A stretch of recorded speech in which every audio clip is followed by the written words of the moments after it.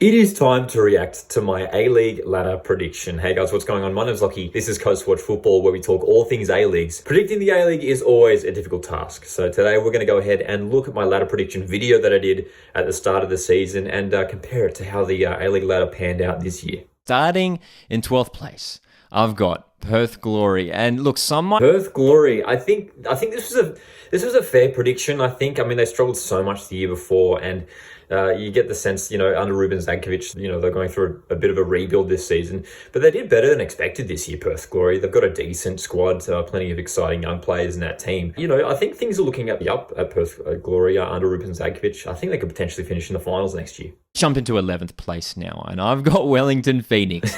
Now, I put Wellington last. I'm sorry, Wellington. Dude, I feel like I do this every year now. I feel like for a few consecutive years, I always predict Wellington to finish down the bottom because of the players. They lose the quality players. But once again, they impressed this year and brought in some really good players. There were question marks whether, the likes of Oscar Zawada, Božidar Krajev would come in and do a decent job in their first year in the A-League, and they were fantastic. But Wellington Phoenix, I mean, this was rather low of a prediction for me. I think next year, I would have learnt my lesson, and it's time for Phoenix to be pushed up the ladder prediction for next season, I think. This is the first maybe controversial one. Sydney FC putting them in 10th place was a very interesting move, but I thought the way they sort of fizzled out the year before and missed out on the top six, that was a big story from last season. I thought they were just going to keep going down. They lost some key players, and they failed to really recruit many big name players, Sydney FC. But so far, Sydney FC doing well to sort of bounce back. They started really poorly at the start of this season, but have built some good form to finish off the campaign. But yeah, Sydney FC definitely higher than I thought this season. 9th spot. We've got Brisbane Roar, and This is one that I got pretty close actually. Brisbane Roar finishing 8th in the end, and again, just another campaign of struggle for Brisbane Roar. Just a lack of quality in that squad. Charlie Austin came in at the start of the season. There was some excitement around him. That didn't work out at all. I was really close with the prediction, so I'm going to take this as a win for this one. 8th place, I've got Newcastle Jets. Again, I mean,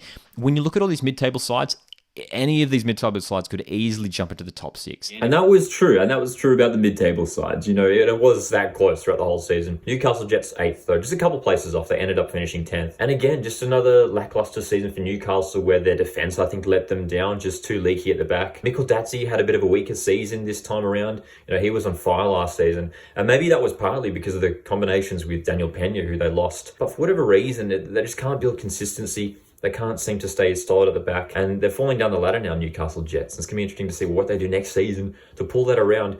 This prediction, though, again, pretty close, just a couple spots off. Macarthur FC. Macarthur. Dwight Yorke. Macarthur FC. A tricky one. This season, I think after losing Dwight Yorke mid-season, all of the drama surrounding that, they really struggled in the second half of the season, and have picked up the wooden spoon this year. Losing Ulysses Tavia was huge. Daniel Arzani going down to injury. He didn't really have much of an impact anyway this season. So a lack of consistency. I think that's a common thing with the teams that finished bottom this year, is that they lacked a bit of consistency in their playing squad. The lineup was chopping and changing each week, and not just the players on the pitch, but their formation. Matt Miller was one of the best right backs in the league this season, and then for the last few rounds, he was pushed out to the left wing, which I thought was a really bizarre move. This prediction pretty high compared to where they finished in the end, in last place. Here are the teams I think will be playing finals come May next year. Here we go. 6th place. Central Coast Mariners, yes, have lost some big names in Mark Burigidi, Kyle Rolls, Lewis Miller, amongst some others, but have recruited decently well. Central Coast Mariners into 6th place, ended up finishing 2nd. And it feels a bit funny when it comes to predicting your own team. Central Coast Mariners, I think we're good enough to finish in the top 6 once again. Of course, a fantastic young squad being led by coach Nick Montgomery. A lot of people I saw predicting Central Coast to finish again down towards the bottom after losing some key players. Birigidi, Kai Rolls, Lewis Miller leading the squad, Marco Renia as well. But they recruited really well. I mean, Mike Otilio did a fantastic job this season. Samuel Severa has been fantastic. It's a good squad that the Mariners have built, and they've finished 2nd, which is probably above expectations. They've really gotten above some quality sides to finish 2nd, which as a Mariners fan, of course, I'm so happy about. 6th place prediction, though. Maybe next year I've got to push them a little bit higher in my team. They've done it for the last couple of years now, where they've surprised people who continuously predict for them to finish towards the bottom of the ladder. I think this is time that we finally call Central Coast Mariners a finals contending team. I'm really curious to see, regardless of what players leave in the off season, if any, where people predict Mariners next season, because 3 consecutive finals finishes, I think, especially after there's 4 or 5 years where Mariners were finishing towards the bottom of the ladder. That feels like a long time ago now. I think people are going to start predicting Mariners to be a top 6 side consistently coming up in the future. Fifth place now, Adelaide United. The Reds. Very safe choice. I will say, I should admit though, of course, if you saw my ladder prediction from last year, I predicted Adelaide to finish in the bottom 3, and again, they proved me wrong. I learned my lesson, dude. I learned my lesson after putting Adelaide way down the bottom the season before. But the Reds finishing 3rd this year, and at one point in the season, we're almost going to catch Melbourne City at top place. Fantastic season from the Reds. They're that team that just always finishes in finals. And credit to Calvert, who's got a fantastic squad. Again, some great young players there. Nestorio and Kunda has had a fantastic season. So this one pretty close, not too far off. 5th place. But they finished in 3rd, of course, this season. The next interesting one, though, and Western Sydney Wanderers. There we go. We got it. Dude, this is... you know what? This is exactly where I put them last season. I put them in 4th last season. And they finally... And of course, they disappointed, as always, they right? finally fulfilled their potential this year, Western Sydney Wanderers. Is this the year? I was about to say this is the year, but I'm not even confident enough to say that. Is this the year for Western Sydney Wanderers? It was. They've recruited so well. They've brought in so many big names. I mean, Milos Ninkovic is obviously the headline. It was indeed the year for Western Sydney Wanderers, and obviously they did crash out in the elimination final to Sydney FC, which was disappointing. But overall, this has been a really successful season for the Western Sydney Wanderers. Michael Rudan, his first full year in charge, built a fantastic squad. Fantastic recruitment.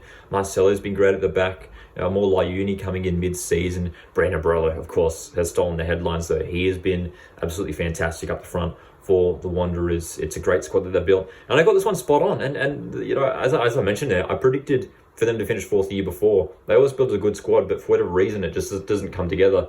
But Michael Rudan has sort of instilled a really good spirit into this team. That when you see them play, they play with a lot of good energy. They play with a lot of togetherness. If they can maintain a similar squad, there's no reason why they should be finishing top 4 again next season. Expecting a big year for them, as I am for Melbourne Victory.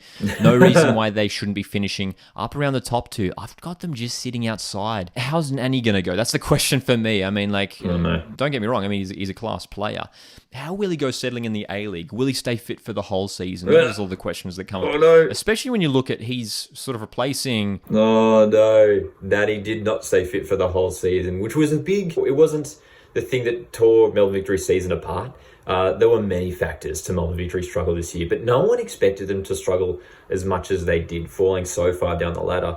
And it's a weird sort of situation for the last few years for Melbourne Victory. It's a bit of a yo-yo situation where, the season before they finished towards the bottom. They almost made the grand final last season, and this year back down towards the bottom. And it just sums up the A-League. You just can't predict it. Even if they have a fantastic squad on paper, it doesn't mean anything. So Melbourne Victory, one of those weird situations this season. In 2nd place, I've got Western United, the champions from last year. I think were very smart in the transfer window to not let any of their key players depart the club. Yeah, and that was the thing, right? Like Western United, they barely made any player movement in the off-season. And, they won the championship. So everyone was sort of pushing them up their ladder predictions.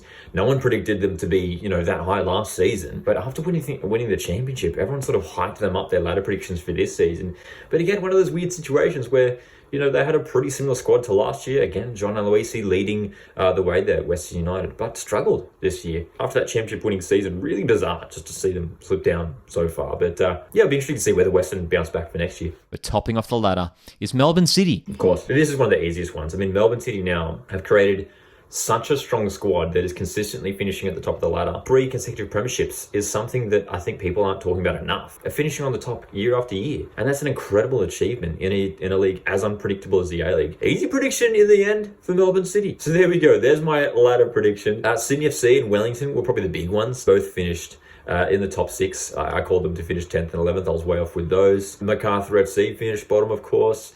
Mariners finished a bit higher. Wanderers were spot on. Adelaide, I was pretty close as well. But again, Victory and Western slipping down also. So, look, some pretty close, some spot on, and some way off. Let me know what your ladder prediction was heading into this season and how you went, because I'm really curious to see if anyone got anywhere near right, because it's so difficult in the A-League to predict. And yeah, man, it'll be interesting to see what the ladder predictions are looking like for next season. So who knows, maybe we'll do an early ladder prediction video soon here on the channel. But guys, if you have enjoyed, hit the like button if you want to show your support. It does help me out a whole lot. My name's Lockie, this is Cosford Football. Click here if you want to watch my Sydney derby vlog, and I'll see you guys in the next one. Cheers.